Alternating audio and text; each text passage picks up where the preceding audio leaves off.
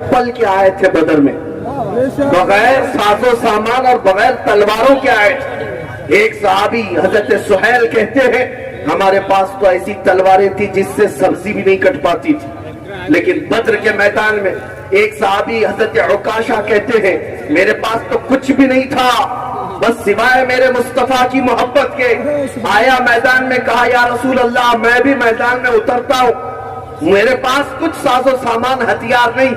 حضور پاک نے فرمایا کوئی لکڑی پڑی تو لاؤ۔ وہ کہتے ہیں کھجور کے تنے کی ایک سوکھی ہوئی لکڑی میرے ہاتھ میں آئی، میں نبی پاک کے پاس دیا، حضور پاک نے اپنا ہاتھ اس لکڑی پر پھیرا اور کہا جاؤ اسی سے لڑو۔ حضرت عکاشہ کہتے ہیں وہ سوکھی لکڑی لے کر میں میدان میں اترا، اسی سے کئی کافروں کو مارا۔ وہ تلوار سے زیادہ اثر کرتی تھی۔ میرے عزیزو یہ مدد جو صحابہ کو آئی تھی وہ عشق مصطفیٰ کی بدولت، ان کا یقین تھا رسول اللہ کی ذات پر کہ ہم نبی کے پیچھے ہیں، اترنا ہمارا کام ہے، فتح دینا مولا کی شان ہے، رب تعالیٰ کی شان ہے۔ اسی لیے آپ کو پتا ہے جب عراق فتح ہوا 300 صحابہ تھے سعد ابن ابی وقاص کے ساتھ۔ یہ صحابی کا عقیدہ تو دیکھو، صحابی رسول ہیں۔ جب عراق فتح ہوا تو ان کو ایران بھی جانا تھا، عراق اور ایران کے بیچ میں دریائے دجلہ ہے، کراس کرنے کے لیے کوئی برج نہیں، ایرانی فوج نے سارے پل توڑ دیے تھے کہ کہیں یہ مسلمان ادھر سے کراس کر کے آ نہ جائے، سارے پل توڑ دیے۔ سعد ابن ابی وقاص کا حوصلہ نہ توڑ سکے، اپنے ساتھیوں سے کہا کہ چلنا ہے، سبوں نے کہا چلنا تو ہے لیکن دریا ہے، دریا ہے، کوئی پل نہیں، کوئی برج نہیں۔ دریائے دجلہ کوئی تالاب کا نام نہیں ہے، دنیا کی ایک بہت بڑی ندی کا نام ہے، گہرائی بھی زیادہ ہے، چوڑائی بھی زیادہ ہے۔ سعد ابن ابی وقاص کا حوصلہ پھر بھی پست نہیں۔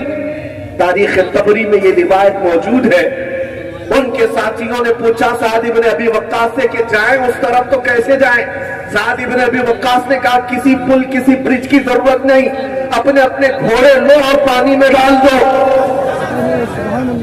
پار کرانا مولا کی طرف سے ہے۔ دریائے دجلہ کے اوپر 300 صحابہ نے گھوڑے ڈال دیے اور گھوڑے ایسے چلتے ہوئے گئے یہاں تک کہ دریا پار کر لیا، کسی گھوڑے کے ٹانک میں تک پانی نہیں آیا، وہ چل پڑے، صحابہ کی سواریاں پانی پر چلتی رہی، دریا عبور کر کے آ گئے۔ ایران کی تاریخ میں یہ لکھا ہوا ہے، انہوں نے دیکھ کر کے کہا تھا یہ تو آنے والے انسان نہیں جنات نظر آتے ہیں، دنیا حیران ہے۔ اسی لیے شاعر نے کہا تھا دیوان گانے عشق محمد کو دیکھ کر گھبرا گئی ہے گردش دورہ کبھی کبھی، گھبرا گئی ہے گردش دورہ کبھی کبھی۔ یہ میرے مصطفیٰ کریم کے غلاموں کے حال تھے، اگر وہ پانی پر گھوڑے ڈال دے مولا اس پر خشکی جیسا راستہ پیدا کرتا ہے۔ تمہیں پتا ہے عمر ابن خطاب رضی اللہ تعالیٰ عنہ کا زمانہ ہے، یہ وہی عمر ابن خطاب ہے جو کہتے ہیں بچپن میں 2 بکریاں نہیں سنبھال پاتا تھا، میرے باپ مجھے مارا کرتے تھے، گھوسے کھاتا تھا، لیکن ایک وقت ایسا آیا مصر میں جب اسلامی حکومت آئی وہاں ایک بری رسم، ایک برا رواج چلتا تھا۔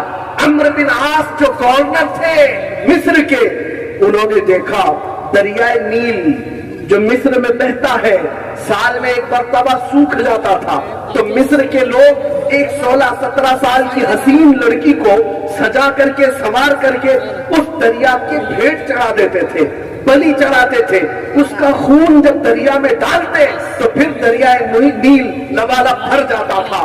یہ ان کی بری رسم، ان کا برا رواج ہر سال چلتا تھا۔ جب اسلام وہاں پر آیا لوگوں نے عمرو بن عاص سے کہا کہ ہمیں ایک لڑکی ذبح کر کے ڈالنی پڑے گی، نہیں تو پانی اوپر نہیں آئے گا۔ عمرو بن عاص نے کہا میں اس کی تو اجازت نہیں دے سکتا، اسلام اس کے خلاف ہے۔ لیکن آپ نے جب دیکھا کہ حقیقت میں پانی سوکھنے لگ گیا، دریائے نیل سوکھنے لگ گیا اور نیچے چلا گیا، وہ گھبرا گئے، کیا یہ رسم و رواج کو جاری رکھنا پڑے گا؟ کیا یہ دریا کو بہانے کے لیے، پانی کو اچھال لانے کے لیے یہ بری رسم کو زندہ رکھنا پڑے گا؟ اسی کشمکش میں عمرو بن عاص نے خط لکھا مدینے میں عمر بن خطاب کو رضی اللہ تعالیٰ، امیر المومنین عمر ابن خطاب کے پاس جب خط آیا، سنو ہے مسلمانوں، جو یہ کہتا ہے میرے مصطفیٰ کی غلامی میں نفع کیا ہے، حضور کی وفاداری میں فائدہ کیا ہے، کان کھول کر سن لے، فائدہ میں بتاتا ہوں۔ عمر ابن خطاب اس کے بعد جواب میں ایک خط عمرو بن عاص کو لکھتے ہیں جو مصر کے گورنر تھے، اور دوسرا خط دریائے نیل کے نام پہ لکھتے ہیں۔ آج تک سنا ہے کبھی کسی نے دریا کو بھی خط لکھے کہا ہو، پانی کو خط لکھا ہو کسی نے؟ یہ صرف محمد عربی کے غلاموں کا راج ہے، راج ہے۔ خط عمرو بن عاص کو لکھا، کہا تم نے جو کیا بالکل صحیح کیا، تم اپنی اس بات پر قائم رہو، اور ایک خط میں تمہیں بھیج رہا ہوں، یہ دریائے نیل میں دے دینا۔ دریائے نیل کو کیا خط لکھا تھا؟ خط لکھا بسم اللہ الرحمن الرحیم، اے دریائے نیل، اگر تو اللہ کے حکم سے چلتا ہے تو عمر ابن خطاب اللہ کا بندہ حکم دیتا ہے کہ جاری ہو جا، اور اگر اللہ کے حکم سے نہیں چلتا تو ہمیں تیرے پانی کی کوئی ضرورت نہیں۔ یہ خط لکھا اور بھیجا۔ حضرت عمرو بن عاص کے پاس جب عمر ابن خطاب کا خط آیا، جب دونوں خط آئے، اپنا خط رکھ لیا، دریائے نیل کا خط لے جا کر دریائے نیل میں ڈالا۔ تاریخ میں موجود ہے، اچانک جوش آیا پانی میں، اور 16 گز اوپر دریائے نیل کا پانی بہنے لگا، اور اتنا ہی نہیں، 1400 سال گزر گئے، آج بھی دریائے نیل لبالب بھرا نظر آتا ہے۔ یہ کہنا یہ چاہتا ہوں، تم پوچھتے ہو محمد عربی کے غلامی میں ملتا کیا ہے؟ ایک بار حضور کی وفاداری کر کے تو دیکھ لو، دنیا تو دنیا ہے، پانی پر بھی مولا تمہارا راج قائم ہے۔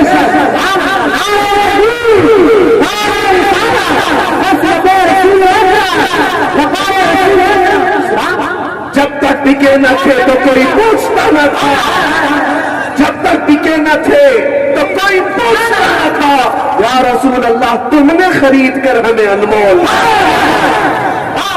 بک کر کے تو دیکھو اے جوان، بک کر کے تو دیکھو۔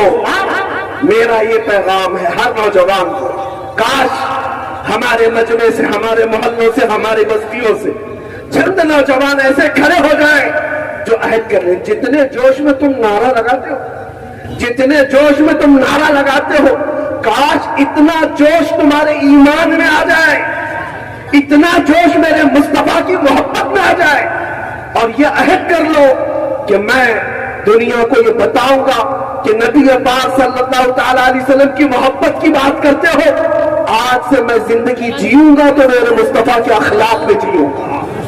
جس دن یہ نوجوانوں طے کر لو تو پھر بازار نبی میں بکنے کی بات، شاعر نے کہا ہے بے دام ہی بک جائیے بازار نبی میں، بے دام ہی بک جائیے بازار نبی میں، اس شان کے سودے میں خسارے نہیں ہوتے، یہ ناز یہ انداز ہمارے نہیں ہوتے، چھولی میں اگر ٹکڑے تمہارے نہیں ہوتے، جب تک کہ مدینے سے اشارے نہیں ہوتے، روشن میری قسمت کے ستارے نہیں ہوتے۔ ایک دن تم بھی اعلان کرو گے، تمہیں بھی وہ عزتیں دیکھنی ہوں گی، جو کچھ بھی عزت ہمیں ملتی ہے وہ میرے مصطفیٰ کے قدموں سے ملتی ہے۔ وفاداری کرو، وفاداری کرو۔ اب عصر کا وقت ہو چکا ہے، میں اپنی گفتگو سمیٹتا ہوں۔ اپنے دل پر ہاتھ رکھ کر کے بتاؤ، کیا تمہارا یہ عقیدہ ہے کہ دنیا کا سب سے حسین چہرہ میرے مصطفیٰ کا ہے؟ آمینہ کے لال کا چہرہ سب سے حسین ہے، سب سے حسین چہرہ ہونے کا تمہارا عقیدہ ہے، تو پھر اپنے چہرے پر ہاتھ رکھ کر دیکھو، اس حسین چہرے کی طرح تم اپنا چہرہ کیوں نہیں بناتے؟ اگر سب سے حسین چہرہ وہ ہے تو پھر دنیا کے چہروں کی اقتدا کیوں کرتے ہو؟ بہت اچھا پیغام۔ ایرے گہرے نتھو کھیرے کے پیچھے چل پڑے جو جہنم کی طرف لے جانے والے۔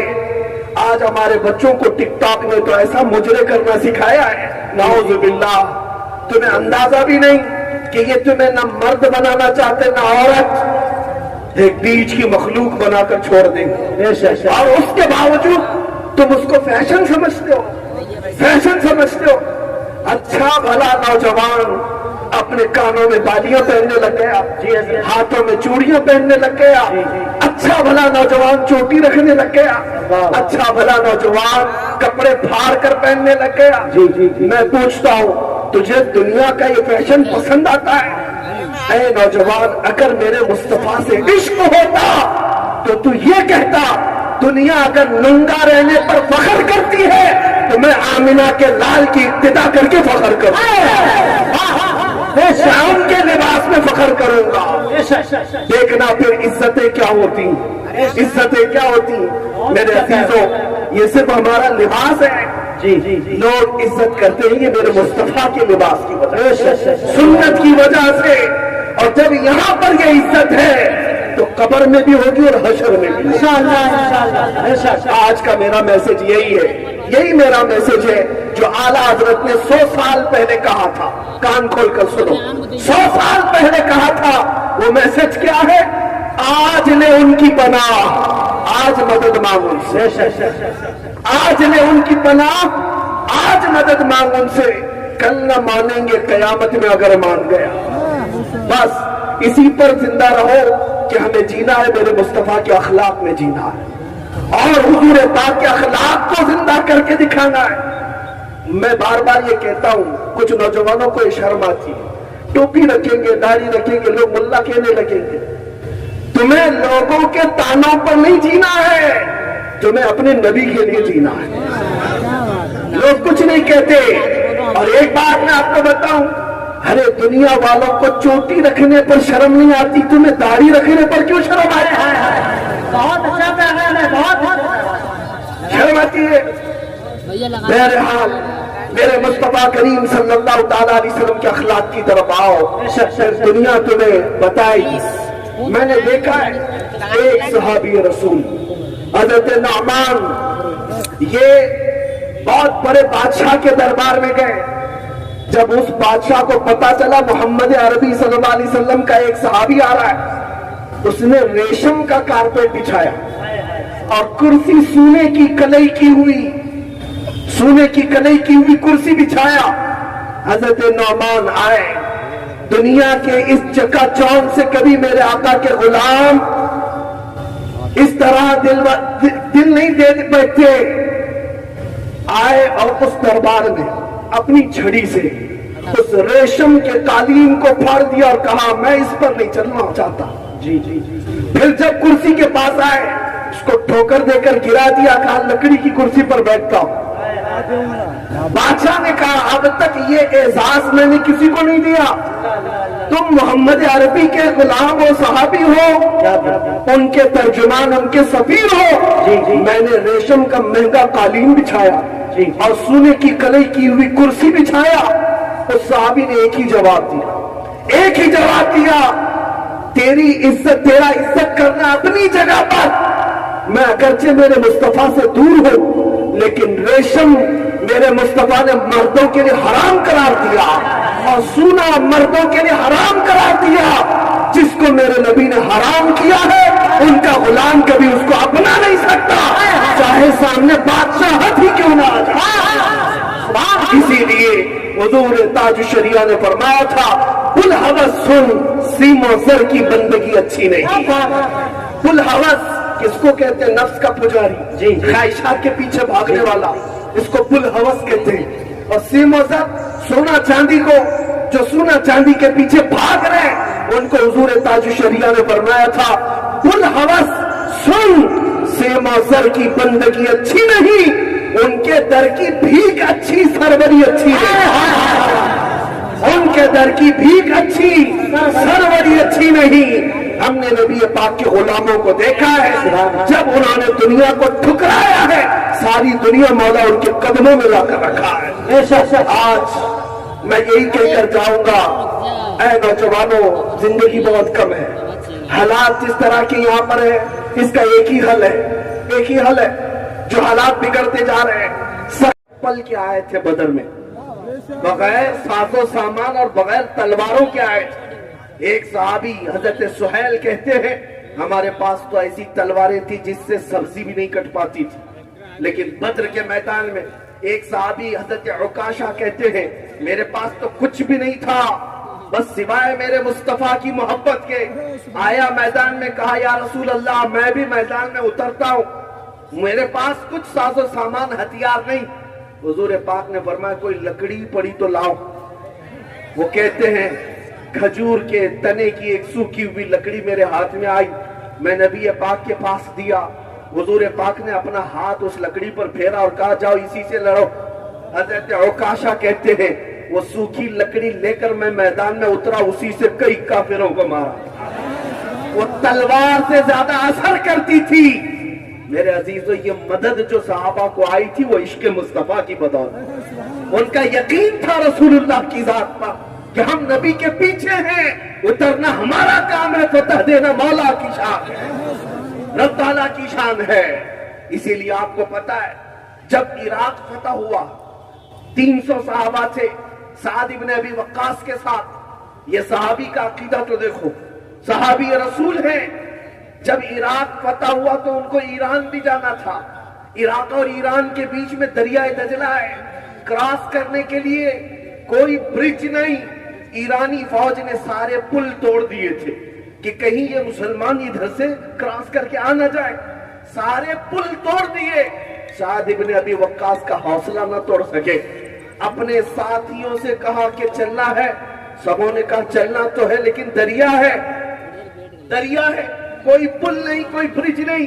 دریائے دجلہ کوئی تالاب کا نام نہیں ہے، دنیا کی ایک بہت بڑی ندی کا نام ہے، گہرائی بھی زیادہ ہے، چوڑائی بھی زیادہ ہے۔ سعد ابن ابی وقاص کا حوصلہ پھر بھی پست نہیں۔ تاریخ طبری میں یہ روایت موجود ہے، ان کے ساتھیوں نے پوچھا سعد ابن ابی وقاص سے کہ جائیں اس طرف تو کیسے جائیں؟ سعد ابن ابی وقاص نے کہا کسی پل کسی برج کی ضرورت نہیں، اپنے اپنے گھوڑے لو اور پانی میں ڈال دو،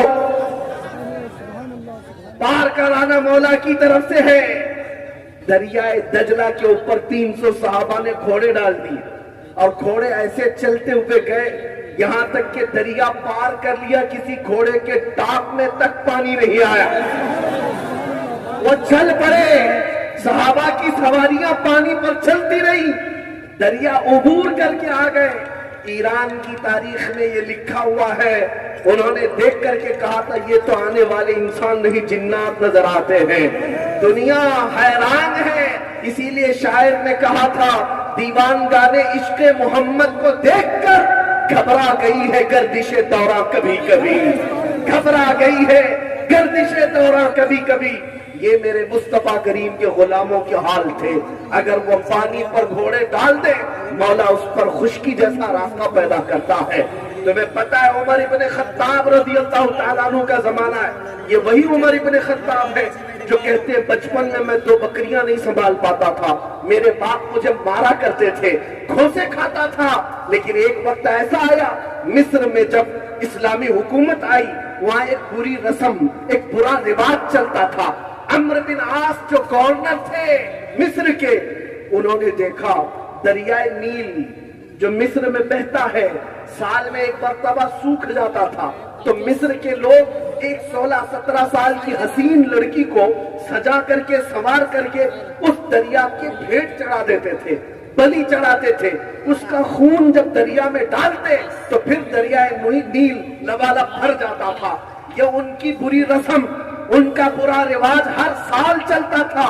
جب اسلام وہاں پر آیا لوگوں نے عمرو بن عاص سے کہا کہ ہمیں ایک لڑکی ذبح کر کے ڈالنی پڑے گی، نہیں تو پانی اوپر نہیں آئے گا۔ عمرو بن عاص نے کہا میں اس کی تو اجازت نہیں دے سکتا، اسلام اس کے خلاف ہے۔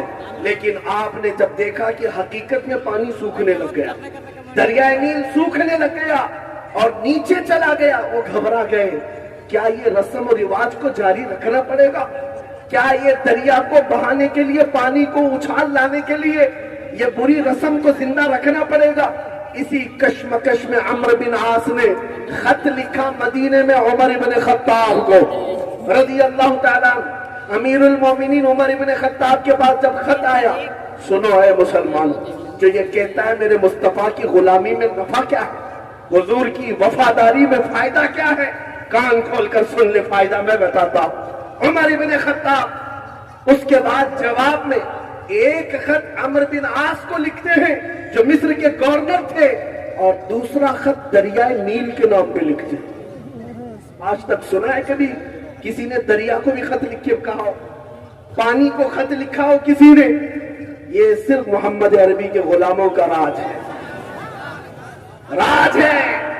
خط عمرو بن عاص کو لکھا, کہا تم نے جو کیا بالکل صحیح کیا, تم اپنی اس بات پر قائم رہو, اور ایک خط میں تمہیں بھیج رہا ہوں, یہ دریائے نیل میں دے دینا. دریائے نیل کو کیا خط لکھا تھا؟ خط لکھا بسم اللہ الرحمن الرحیم, اے دریائے نیل, اگر تو اللہ کے حکم سے چلتا ہے تو عمر ابن خطاب اللہ کا بندہ حکم دیتا ہے کہ جاری ہو جا, اور اگر اللہ کے حکم سے نہیں چلتا تو ہمیں تیرے پانی کی کوئی ضرورت نہیں. یہ خط لکھا اور بھیجا. حضرت عمرو بن عاص کے پاس جب عمر ابن خطاب کا خط آیا, جب دونوں خط آئے, اپنا خط رکھ لیا, دریائے نیل کا خط لے جا کر دریائے نیل میں ڈالا. تاریخ میں موجود ہے, اچانک جوش آیا پانی میں اور 16 گز اوپر دریائے نیل کا پانی بہنے لگا. اور اتنا ہی نہیں, 1400 سال گزر گئے, آج بھی دریائے نیل لبالب بھرا نظر آتا ہے. یہ کہنا یہ چاہتا ہو, تم پوچھتے ہو محمد عربی کے غلامی میں ملتا کیا ہے؟ ایک بار حضور کی وفاداری کر کے تو دیکھ لو. دنیا تو دنیا ہے, پانی پر بھی مولا تمہارا راج قائم.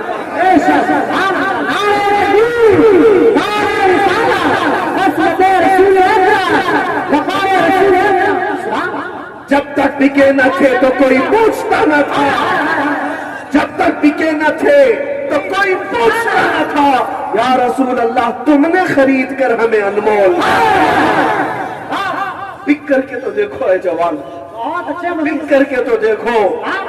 میرا یہ پیغام ہے ہر نوجوان کو, کاش ہمارے مجمع سے, ہمارے محلوں سے, ہماری بستیوں سے چند نوجوان ایسے کھڑے ہو جائیں جو عہد کر لیں. جتنے جوش میں تم نعرہ لگاتے ہو, جتنے جوش میں تم نعرہ لگاتے ہو, کاش اتنا جوش تمہارے ایمان میں آ جائے, اتنا جوش میرے مصطفیٰ کی محبت میں آ جائے, اور یہ عہد کر لو کہ میں دنیا کو یہ بتاؤں گا کہ نبی پاک صلی اللہ تعالی علیہ وسلم کی محبت کی بات کرتے ہو, آج سے میں زندگی جیوں گا تو میرے مصطفیٰ کے اخلاق میں جیوں گا.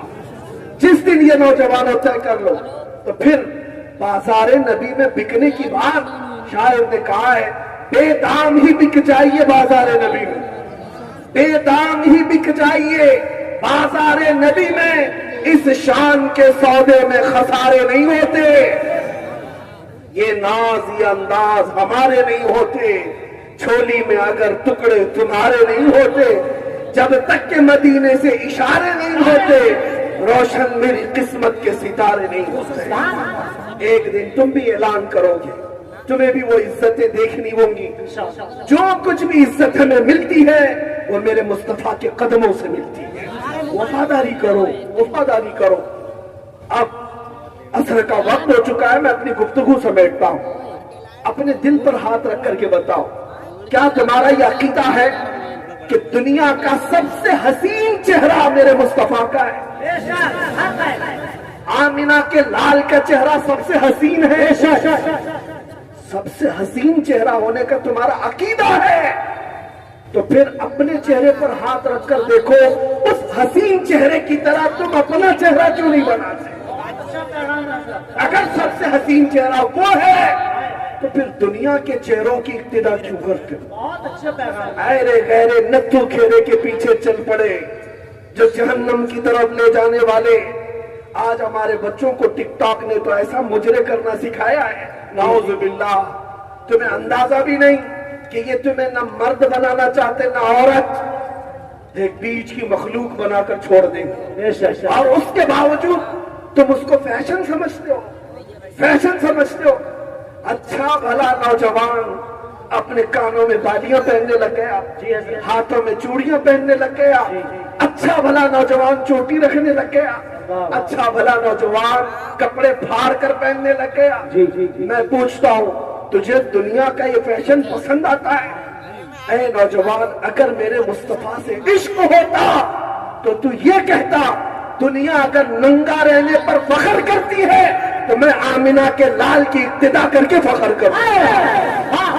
मैं उनके लिबास में फख्र करूंगा। देखना फिर इज्जतें क्या होती, इज्जतें क्या होती। मेरे अजीजों, ये सिर्फ हमारा लिबास है, लोग इज्जत करते हैं ये मेरे मुस्तफा के लिबास की वजह से, सुन्नत की वजह से। और जब यहाँ पर ये इज्जत है तो कब्र में भी होगी और हशर में भी। आज का मेरा मैसेज यही है, यही मेरा मैसेज है जो आला हजरत ने 100 साल पहले कहा था। कान खोल कर सुनो, 100 साल पहले कहा था। वो मैसेज क्या है? आज ले उनकी पनाह, आज मदद मांग उनसे। आज ले उनकी पनाह, आज मदद मांग उनसे। कल न मानेंगे कयामत में अगर मान गया। बस इसी पर जिंदा रहो कि हमें जीना है मेरे मुस्तफा के अखलाक में जीना है और हुजूर पाक के अखलाक को जिंदा करके दिखाना है। मैं बार बार ये कहता हूं, कुछ नौजवानों को ये शर्म आती है, टोपी रखेंगे, दाढ़ी रखेंगे, लोग मुल्ला कहने लगेंगे। तुम्हें लोगों के तानों पर नहीं जीना है, तुम्हें अपने नबी के लिए जीना है। लोग कुछ नहीं कहते। और एक बात मैं आपको बताऊं, अरे दुनिया वालों को चोटी रखने पर शर्म नहीं आती, तुम्हें दाढ़ी रखने पर क्यों शर्म आती है? बहुत अच्छा पैगाम है, बहुत अच्छा। शर्म आती है। बहरहाल मेरे मुस्तफा करीम सल्लल्लाहु ताला अलैहि वसल्लम के अखलाक की तरफ आओ, फिर दुनिया तुम्हें बताएगी। मैंने देखा है एक सहाबी रसूल हजरत नौमान, ये बहुत बड़े बादशाह के दरबार में गए। जब उस बादशाह को पता चला मोहम्मद अरबी सल्लल्लाहु अलैहि वसल्लम का एक सहाबी आ रहा है, उसने रेशम का कारपेट बिछाया और कुर्सी सोने की कलई की हुई, सोने की कलई की हुई कुर्सी बिछाया। हजरत नौमान आए। दुनिया के इस चकाचौंध से कभी मेरे आका के गुलाम इस तरह दिल नहीं दे बैठे। आए और उस दरबार में अपनी छड़ी से उस रेशम के कालीन को फाड़ दिया और कहा मैं इस पर नहीं चलना चाहता। फिर जब कुर्सी के पास आए, उसको ठोकर देकर गिरा दिया, कहा लकड़ी की कुर्सी पर बैठता हूं। बादशाह ने कहा अब तक ये एजाज मैंने किसी को नहीं दिया, तुम मोहम्मद अरबी के गुलाम और सहाबी हो, उनके तर्जुमान, उनके सफीर हो। मैंने रेशम का महंगा कालीन बिछाया और सोने की कलई की हुई कुर्सी बिछाया। उस सहाबी ने एक ही जवाब दिया, एक ही जवाब दिया, तेरी इज्जत, तेरा इज्जत करना अपनी जगह पर। मैं अगरचे मेरे मुस्तफा से दूर हूं, लेकिन रेशम मेरे मुस्तफा ने मर्दों के लिए हराम करार दिया और सोना मर्दों के लिए हराम करार दिया। जिसको मेरे नबी ने हराम किया है, उनका गुलाम कभी उसको अपना नहीं सकता, चाहे सामने बादशाहत ही क्यों ना आ जाए। इसीलिए हुजूर ताज शरिया ने फरमाया था, बुल हवस सुन, सीमो जर की बंदगी अच्छी नहीं। बुल हवस किसको कहते हैं? नफ्स का पुजारी, ख्वाहिशात के पीछे भागने वाला, इसको बुल हवस कहते हैं। और सीमो जर, सोना चांदी को, जो सोना चांदी के पीछे भाग रहे हैं, उनको हुजूर ताज शरिया ने फरमाया था, बुल हवस सुन, सीमो जर की बंदगी अच्छी नहीं, उनके दर की भीख अच्छी, सरवरी अच्छी नहीं। उनके दर की भीख अच्छी, सरवरी अच्छी नहीं। हमने नबी पाक के गुलामों को देखा है, जब उन्होंने दुनिया को ठुकराया है, सारी दुनिया मौला उनके कदमों में लाकर रखा है। आज मैं यही कहकर जाऊंगा, ऐ नौजवानों, जिंदगी बहुत कम है, हालात जिस तरह के यहाँ पर है, इसका एक ही हल है, एक ही हल है। जो हालात बिगड़ते जा रहे हैं।